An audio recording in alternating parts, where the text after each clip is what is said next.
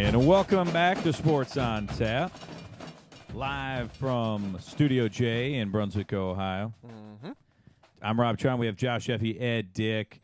Sports on Tap, part of the NEO Sports Insiders Network, presented by RRT Productions. And we're going to give you the Week 13 playoff matchups coming up from round 3. And we kind of told you a little bit about some of our teams that, will be playing this week. And right now, the Southwestern Conference doesn't have any teams left. But we can't. I know. Exactly. But there are some other teams, part of the Greater Cleveland Conference, Josh, that are still rolling in the playoffs. We got the Euclid Panthers. They are still alive and well in the Division I, Region 1 playoffs. They will battle number 1 seeded St. Edward Eagles at Byers Field in Parma. This is going to be a matchup between two really good teams and two really great running backs, Chris Collins and Cole Guest. Both of them had very good games this past week. Collins had 179 yards, 3 touchdowns. Guest had 210 yards and 2 touchdowns. So I'm thinking about this game, and it's kind of I don't know how it's either going to be a really high-scoring game or it's going to be a good, solid, kind of grinded-out defensive game where, you could have a solid running game, but the defense is really going to be able to take away the pass, so it's going to come down to the running game. Or it could be where the defense takes away the runs on both running backs, and then you have high-scoring passing games. So I don't know how this one's going to go. I do know that Euclid has its hands full. Obviously, St. Ed's has been one of the top teams, not only in the state but in the country this season, as they did their usual travel to many other states to play some football games. They do have a couple losses, but those are from out-of-state schools. So those kind of have some bearing on how it is in Ohio, but not as much. They still are, the number 1 seed in this region. So I don't know. I'm kind of leaning on you guys to see what your opinions and feelings are about this game. Well, you just hope that Euclid doesn't get not surprised or worried about St. Ed's. Coming into the game, you see the name St. Ed's, and all of a sudden you're getting really nervous when it comes to game time. But so far, Euclid has played really well this season. I think if anything, they're going to really want to knock, into St. Ed's a little bit and have the first punch. And I think that's what they need to do, is jump out quick and show St. Ed's that they're not scared here. And Euclid is one of those teams that, they might want to look at the Cleveland Heights tape and see what Cleveland Heights did, because they were really in that St. Ed's game in round 1, and, a 2012 win by St. Ed's. They just got past there. So, I think Euclid, they just need to contain that St. Ed's offense. I think the St. Ed's defense is really tough. So offensively, Euclid might still get theirs, but offensively they need to stop St. Ed's and just contain them. Not letting St. Ed's have those big plays, because that's what they really rely on, are some of the big plays to get them jump started. So let's see what Euclid can do. I think they're definitely going to be in the game, and maybe they can pull a shocker here, but it's going to be a tough game. It is. I mean, I saw Euclid up close and personal this year, and they're resilient. I mean, they're not a team that's going to crumble at the sign of the first sign of adversity. And that's reflective of their coach, of course, who is going to get this team up and ready to play St. Ed's. And I'm sure, like you said, Rob, looking at that Cleveland Heights tape and see what they did. And you can actually look at that Menor tape too, because Menor was in that game for 3.5. Just 3.5 quarters pretty much until St. Ed's had some big plays. And Euclid can hit the big play. They can most certainly match St. Ed's when it comes to big plays. Doing your best. They obviously need to do the best they can against Cole Guest. If they can hold quarterback Matt Keefe in the pocket, making sure he doesn't get loose either. Those are obviously your two main concerns from an offensive standpoint. Ed's is just so talented across the board. They don't need a Cole Guest to beat you. They can rely on their wideouts and their quarterback to do so. Euclid needs to play a complete game. They need to limit whatever issues with penalties they have. They need to limit those, and just it's going to take your A game to have a chance against St. Ed's. Because St. Ed's, I'll tell you right now, they're not going to. The Cleveland Heights game is not going to happen again the rest of the year for St. Ed's. I think that was kind of a wake up call for them. Maybe they might play to the level of their competition a little bit. Well, in this case, they're playing really good competition, so I'm expecting a pretty good game out of the Eagles this time around. All right. Oh, and the other game in that region, the other regional semifinal, does pit Stowe Monroe Falls, which we'll talk about here in a little bit, against Olentangy. Absolutely. Stowe Monroe Falls still undefeated, 12-0. They've run roughshod over the Suburban League National Division. They've really only had a couple of close games in that contest, and their best game so far is against Hudson, who we're going to talk about here shortly. Another regional finals participant. So it's very, very important for Stowe, to maintain what they've been doing. Jason Gobble has been their bell cow. He's been the guy that has really paced the offense. However, Kyle Van Treese and Joe Andracy, that quarterback to wide receiver combo, has done a really good job of keeping defenses honest, keeping the defense from packing 8 in the box and selling out just to stop Gobble. So it's been a really good, a solid effort on their part. But then you go with Olentangy down in Lewis Center. They have a head coach who's pretty familiar with the area here, Coach Mark Solis. He already defeated one of his former teams in Elyria in the first round. Then proceeded to take out Toledo Whitmer. Really close game, 24-21 in the second round, and those guys will be ready to take on Stowe Monroe Falls. Coach Solis is quite familiar with the area, so we'll see what happens in this matchup. Olentangy's played slightly closer games.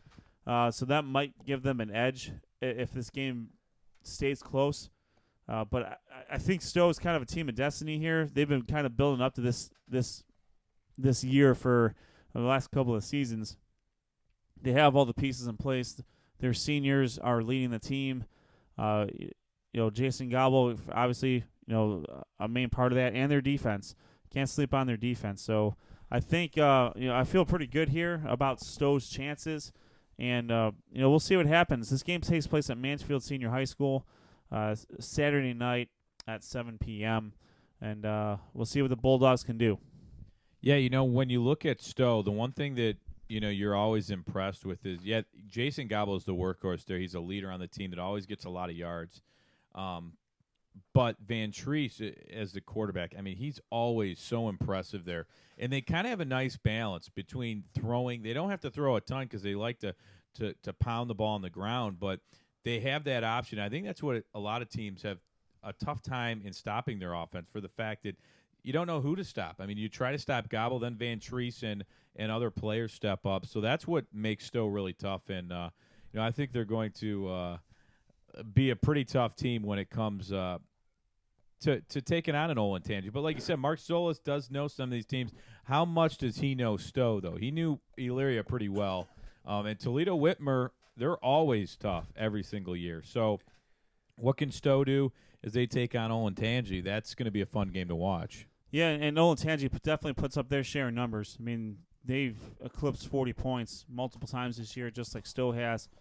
So I'm not kind of to borrow what Josh was talking about with the first game. I think this is either going to be a low-scoring defensive battle, where both teams are holding each other in check, and it's going to take a bounce to go one of the two teams' ways, or this is going to be a straight-up shootout, and we're talking 30, 35 points scored by each team at least.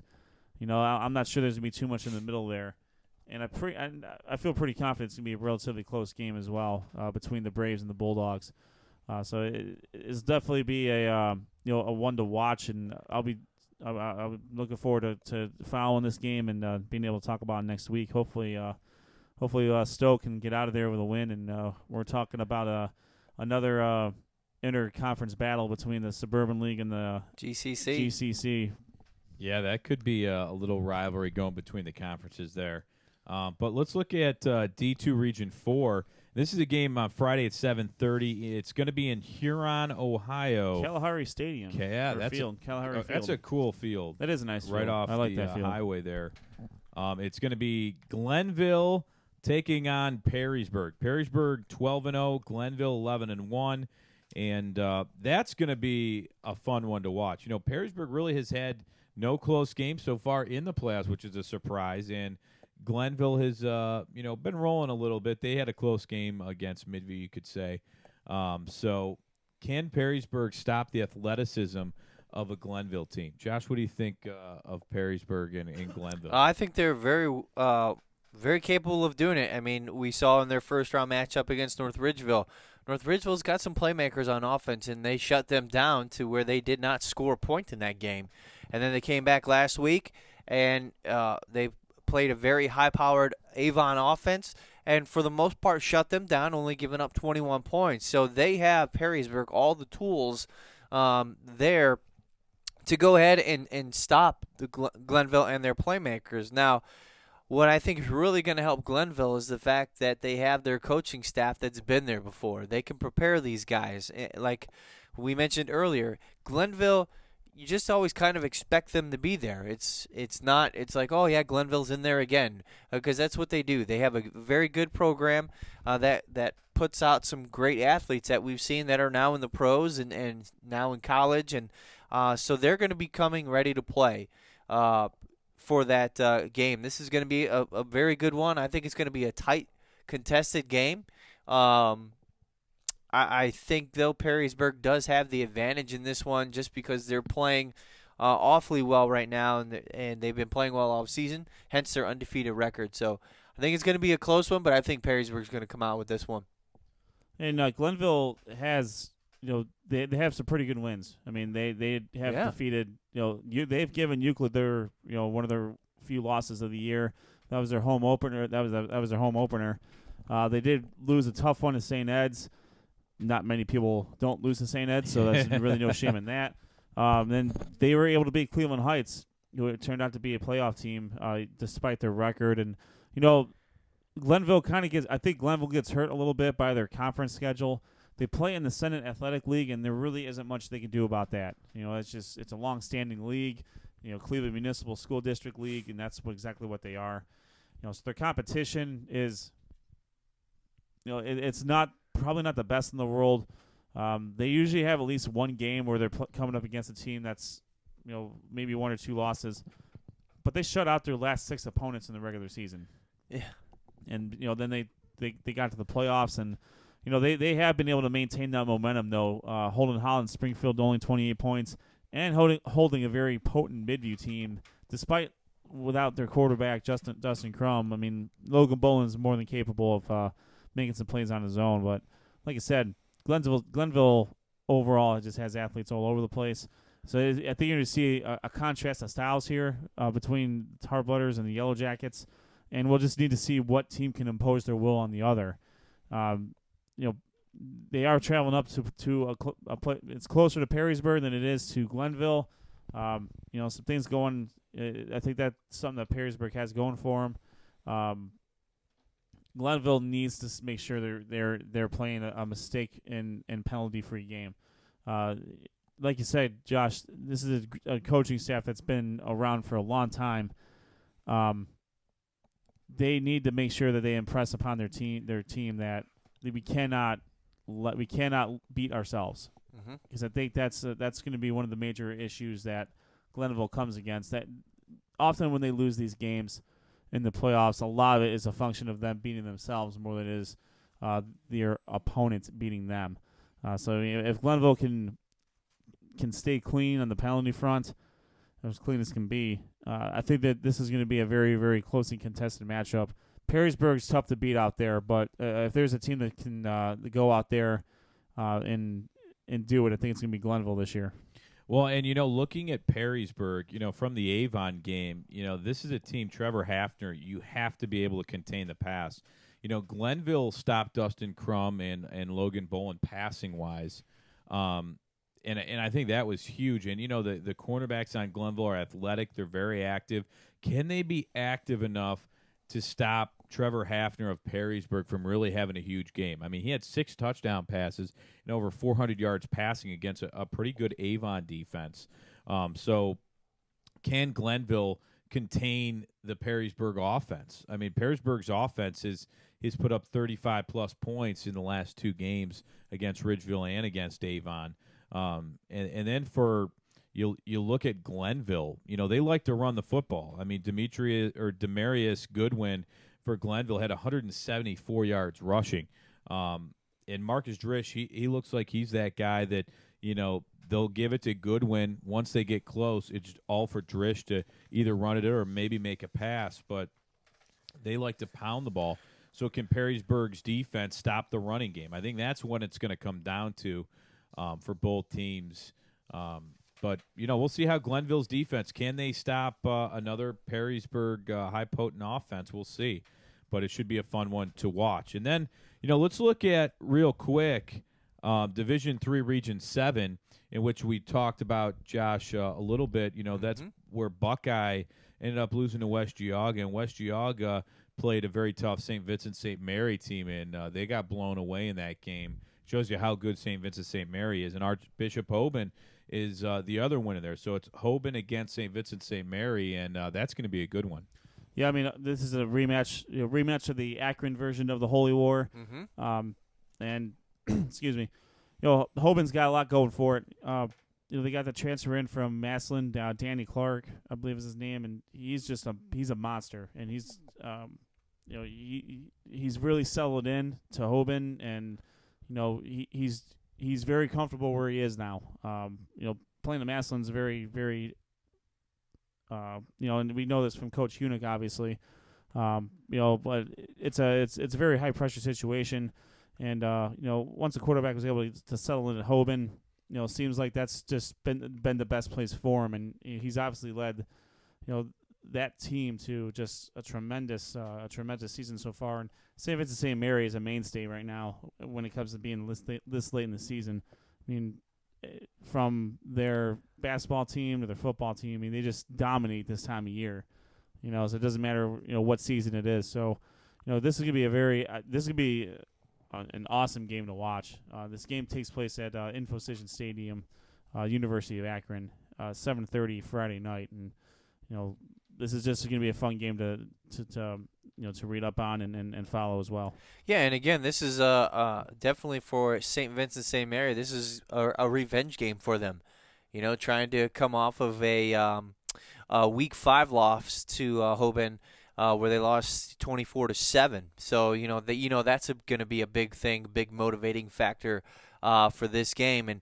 And in this region, when we looked at it, when we were talking about Buckeye, and we got to talk to the Buckeye Bucks and their crew, we knew that they had to go through these 2 teams, and these are the top 2 teams in that region, and lo and behold, they're right there fighting for the championship. So, like you said, Ed, this is going to be an interesting game because not only is it Akron's version of the Holy War, but this, again, is a rematch, and it's rare that you get teams to play each other twice in the same season. So that's what's very intriguing to me. And I want to see how St. Vincent St. Mary comes out in this game and plays well and plays well enough to see if they can get some revenge and get a victory. And, you talk about St. Vincent St. Mary. They had a 42-0 win over West Geauga. And then Archbishop Hoban had a very close game against a very good Louisville team, 21-14. So Archbishop Hoban, is that going to play a factor where Archbishop Hoban had a close game that might prepare them a little bit better, where St. Vincent St. Mary kind of had a walk in the park, it seems like, in their game against West Geauga? Do you think that would play a role in how they come about in this game? Well, I just think these 2 teams know each other. I mean, they've played one another already. They know what's at stake. They're two very successful programs. So I think the coaching staffs will prepare their teams as if it were any other game, to be honest with you. It's not going to – I don't think you're going to have one team that's too jacked up. I just think for games like this where you have kind of a revenge factor, that could play somewhat of an edge. But you have to be careful when it's playoff time because you can't get too over jacked up because that could because you're playing against another great team, that could not be good for you, and you can play bad. And then the next thing you know, Hoban will be up, 17-0 early. So it see how it goes. But I think, like you said, Rob, I think these teams know each other, so I don't think any secrets to how this is going to go. Yeah, I'd agree with that, Josh. I mean, these kids know each other. They've grown up with each other. Some kids decide to go to Hoban. Some kids decide to go to St. Vincent St. Mary. And, this is just all this is the stakes are raised a little bit more now. I mean, it's week 13. You do have a championship on the line here. The game that they play in the middle of the season, it's not a conference game. Doesn't really mean much as far as that's concerned. But obviously, it's a major it's a major game for them in the regular season. But when you add playoff stipulations to it, I think it's just gonna ramp up the intensity that much.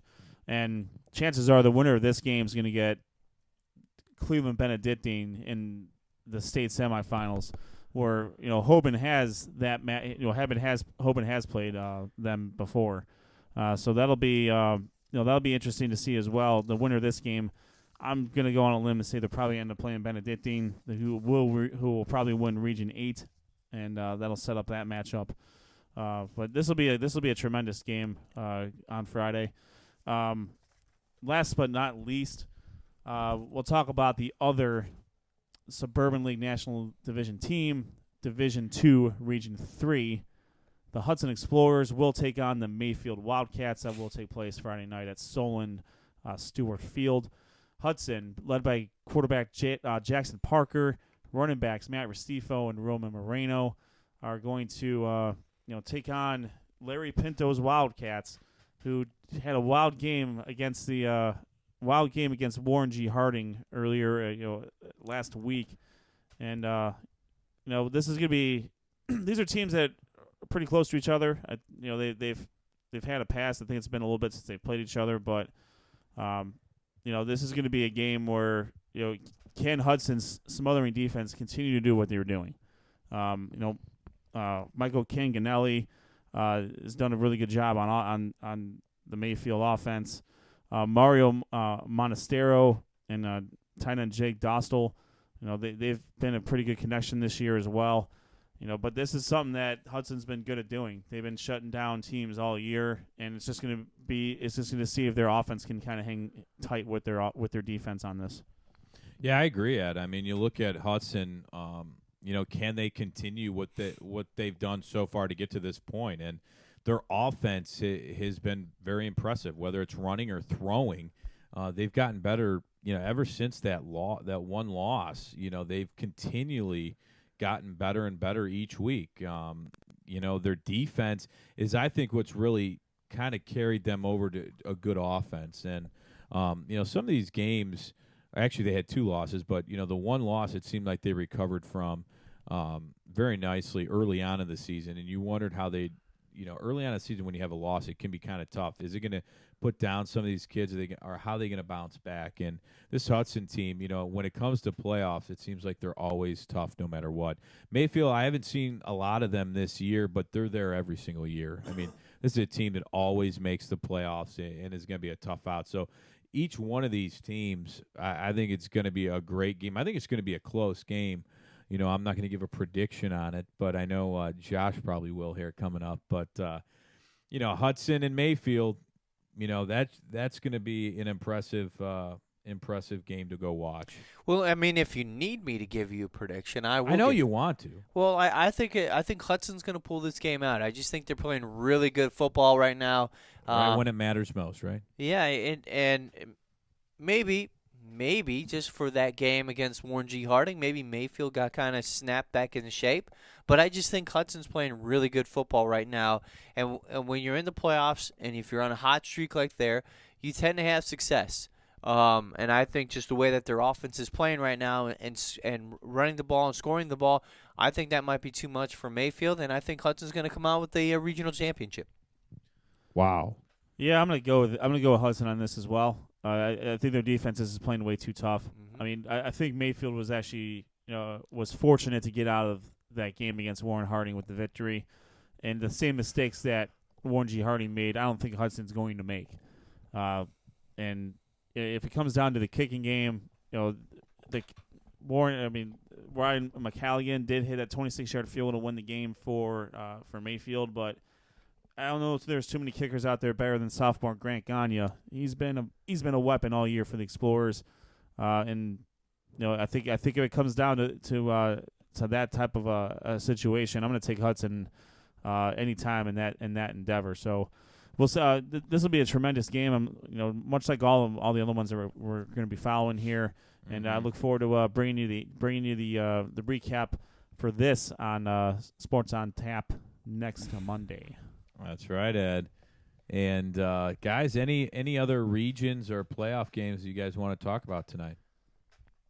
I think we covered everything that we were since we are in Studio J, which is located in Brunswick, Ohio, Brunswick Auto Mart Stadium will be hosting a regional final game this Friday, November 20th, Division 5, Region 16. You have the number 1 seed Milan Edison, 11-1 versus Doylestown Chippewa. They're at 10-2. That game again takes place at Brunswick Auto Mart Stadium. Get a good chance to go see some teams not so much around here, some smaller schools that you are going to be able to see with them. And Edison's a small school out west that they play some of the Patriot athletic teams. If you know any of that conference with Wellington and Buckeye, actually they play Firelands. Yeah, they play some of those teams, and they're one of those small schools, but every year they're right there. So that should be a very fun game to watch if you want to watch some good high school football. And out in Brunswick, it's always fun to watch a game at Brunswick High School. And Chippewa from Doylestown, part of the Wayne County Athletic League. We had the voice of Rittman football, Garrett DeSalvo, on earlier. He's quite familiar with the Chippewa Chips, as they call themselves out there. Doylestown's has put up some major numbers this year, and their only 2 losses are to 2 other playoff teams. They've lost to Norwayne and Smithville, both of which were closely contested matchups. But they've pretty much run roughshod over everyone they've played this year, with the exception of those 2 teams. And Garrick said that this was the year for them to really make an impact. They're very senior laden, and they're certainly taking advantage of the opportunity that they have. So we'll see what happens here between Chippewa and Edison. But that game is at Brunswick. And if you've got nothing going on Friday night and you want to see a good football game, and if you're not following any of the teams that are have either been knocked out that we talk about, that's going to be a great game Friday night, 7:30. Come out to Brunswick Auto Mart Stadium. Check this game out. Really support these teams. I mean, this is a Division 5 matchup. It's not very often you see Division 5 teams down in this area in the Brunswick area. So, I mean, you'll see a little bit of small-town football being brought to the big city here. Yeah, and I think, there's nothing like playoff football. I mean, it's a different atmosphere than regular season. Regular season is great, but when you get in the playoffs, I mean, there's very little room for mistakes. But like Ed said, Division 5, how many times do you get a chance to see some different players and see some different football, really? You're used to seeing Brunswick and the Greater Cleveland Conference maybe in this area, but now you can see some different football. So nothing like high school playoff football in this area, that's for sure, to watch the players and coaches and teams. So good luck to everyone that has a playoff football game. And two, fall sports are just about winding down. We're going to have winter sports coming up. Yeah, looking forward to that. We got basketball, and we have hockey, we have wrestling, and all kinds of good winter sports coming up here on Sports on Tap. As football winds down. So good luck to all the teams in the playoffs that will play on Friday and the weekend. Yeah, and if you would want to watch real football, I'd rather watch these high schoolers instead of watching the crap that we've been given on Sundays. We'll get to that here sooner than later, I imagine. That's right. Yeah, and hopefully we'll have some coaches and players come in and talk about their sports. All right, guys, another successful show. Again, check out the Week 13 matchups in the playoffs. We're Sports on Tap, presented by RRT Productions, part of the NEO Sports Insiders Network. Have a great week, everyone. Good luck on Friday and the weekend, all the playoffs teams. Take care. See ya.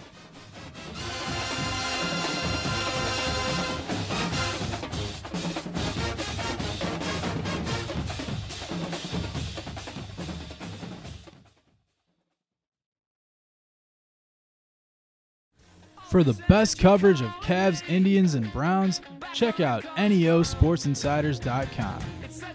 NEOSportsInsiders.com brings you breaking news, opinions, and video from all things related to your favorite Cleveland sports teams. Like us on Facebook and follow at NEO Sports Insiders on Twitter for live updates from all the games. NEOSportsInsiders.com, bringing you the best in Northeast Ohio sports coverage. Join Sports on Tap the first Thursday of every month at Z's Cream and Bean, 2706 Boston Road in Hinckley, Ohio, as Sports on Tap talks local Ohio high school sports, Cleveland sports, and national sports topics. It's all happening at Z's Cream and Bean the first Thursday of every month starting at 7:30 p.m. Join us.